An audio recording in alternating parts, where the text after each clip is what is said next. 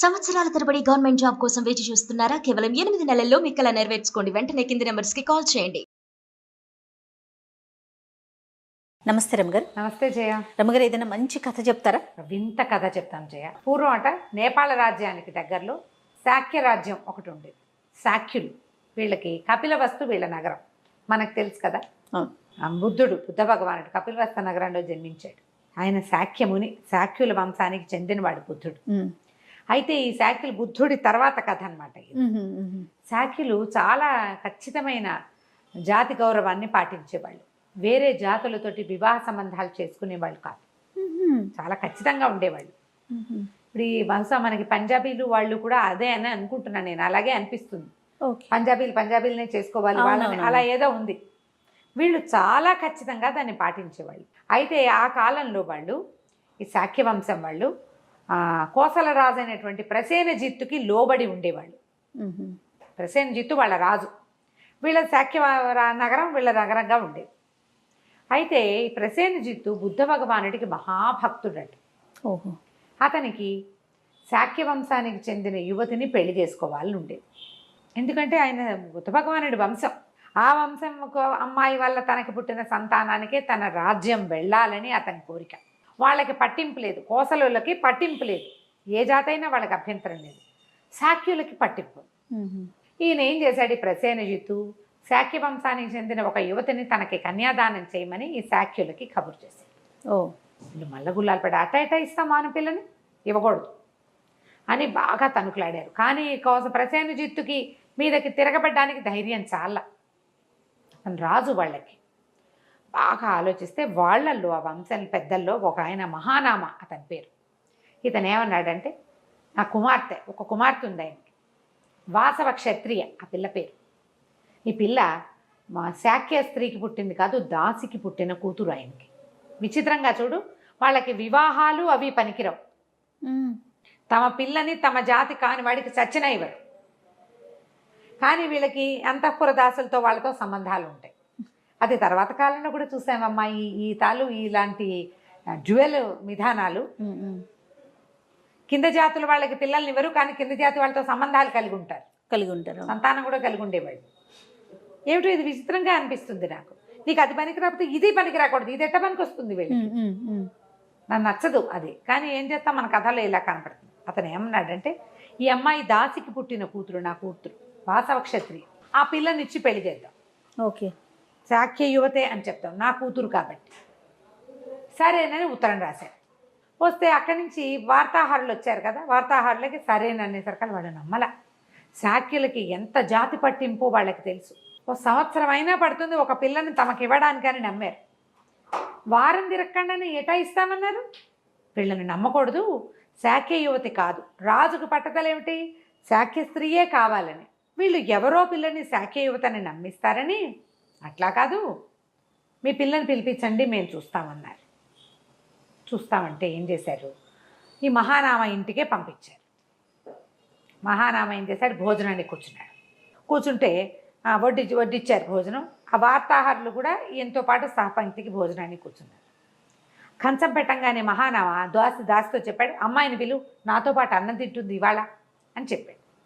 వాసవ క్షత్రియ వచ్చింది. రాగానే తండ్రి కంచంలో చేయబెట్టుకుని ఒక ముద్ద తింటున్నాడు.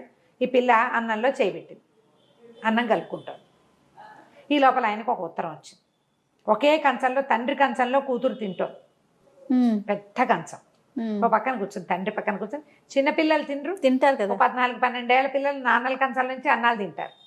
అన్నం కలుపుకుంటుంది. ఆయన కంచం ఆయన చెయ్యి ఎంగిల్ కంచంలోనే ఉంది. ఓ ఉత్తరం వచ్చేసరికల్లా ఆయన చెయ్యి అట్ట పెట్టుకుని ఉత్తరం చదువుతున్నాడు. ఈ పిల్ల టకా టకా టకా అన్నం తినేస్తాం. కూతురు అన్నం అయిపోయింది, ఈయన శ్రద్ధగా ఉత్తరం చదువుకుంటూనే ఉన్నాడు. పిల్ల భోజనం అయిపోయింది, తండ్రి కూతురు చేయగడిగేసుకున్నారు. వార్తాహరులు ఇక్కడ మోసపోయారు. ఒకే కంచంలో నాన్న కూతురు అన్నం తింటున్నారని చూశారు, కానీ వాసవ క్షత్రియ వచ్చి కంచంలో చేయబెట్టి అన్నం తిన్నాక ఆయన ఒక్క ముద్ద కూడా ఎత్తల. వాళ్ళు గమనించలే. అది తండ్రి పక్కన కూర్చుని పిల్ల అన్నం తింటమే వాళ్ళు చూశారు. శాక్య యువతేనని నమ్మారు. నమ్మాక వివాహం చేసేశారు. మహానామే కన్యాదానం చేశాడు. కన్యాదానాల్లో తల్లులు పక్కన కూర్చోరు, వాళ్ళ పద్ధతి కాదు. తండ్రే కన్యాదానం చేస్తాడు. కోసల రాజు అయినటువంటి ప్రసేనజిత్తుకి ఇచ్చి వివాహం చేసేశాడు. ఆ అమ్మాయిని పంపేశారు. అక్కడంతా శాక్యుల పద్ధతే ఉండేది, లోపల అంతఃపురం అంతా ఆ అమ్మాయి కోసం. కామకన వాసవ క్షత్రియని ఎంతో ప్రేమగా చూశాడు ప్రసేనజిత్తు. కొంతకాలం పోయాక ఆవిడకి కుమారుడు కలిగాడు. విరూఢవుడు అతని పేరు. అయితే విరూఢవుడిని శాక్య రాకుమారులకు ప్రసేనజిత్తు కుమారుడుగానే పెంచారు. ఒకడే కొడుకు. వాడికి ఒక 14-15 సంవత్సరాల వయసు వచ్చాక వాడు స్నేహితులందరినీ ఎండాకాలం ఎక్కడికైనా వెళ్దామంటే మేమంతా మా తాతింటికి వెళ్తామని చెప్పేవాడు. ముందంతా ఎండాకాలం అంతా రాజుగారే పిల్లల్ని తీసుకుని అటు ఇటు వెళ్ళేవాడు. ఇటు కొంచెం పెద్దవాడయ్యాడు. ఫ్రెండ్స్ తోటి బయటికి వెళ్ళటం వచ్చింది బయటికి. వచ్చాక అబ్బాయికి ఏం తెలిసింది, యువరాజుకి స్నేహితులందరూ ఎండాకాలం సెలవులప్పుడు, ఎండాకాలం చదువులు అనధ్యయనం ఉన్నప్పుడు మాతామహుల ఇళ్ళకి వెళ్తారు. నేను కూడా మాతామహుల ఇంటికి వెళ్తానని మొదలుపెట్టేసరికల్లా తల్లి ఎంత బతిమలాడినా వాడు ఒప్పుకోలేదు. వాళ్ళంతా వెళ్తుంటే నేనెందుకు వెళ్ళకూడదు, నేను కూడా శాక్య రాజ్యానికి వెళ్తా అనేసరికల్లా ఇంకేం చేస్తారు, బయలుదేరదీసి తండ్రికి ఉత్తరం రాసింది. పిల్లవాడు వస్తున్నాడు, చూసుకో జాగ్రత్త అని. ఆ అమ్మాయికి తెలుసు తను దాసీపుత్రికనని, తనని ప్రసేనజిత్తుగా మోసంతో తండ్రి వివాహం చేశాడని. శాక్యుల తన తండ్రి ఇంటి గుట్టు కాపాడడమే కూతురు లక్ష్యం అక్కడ.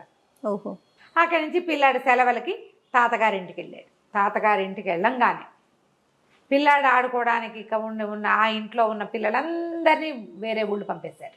వాళ్ళలాగా ఇదేంటి, వేరే జాతి వాడికి శాక్యులు నమస్కారం చేయరు.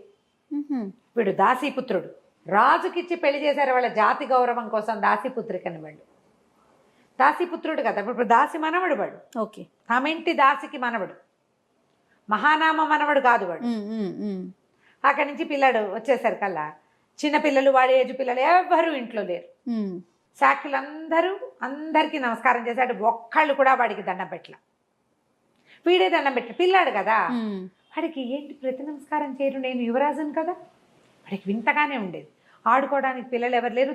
దాసదాసి గణం ఉండేవాళ్ళు.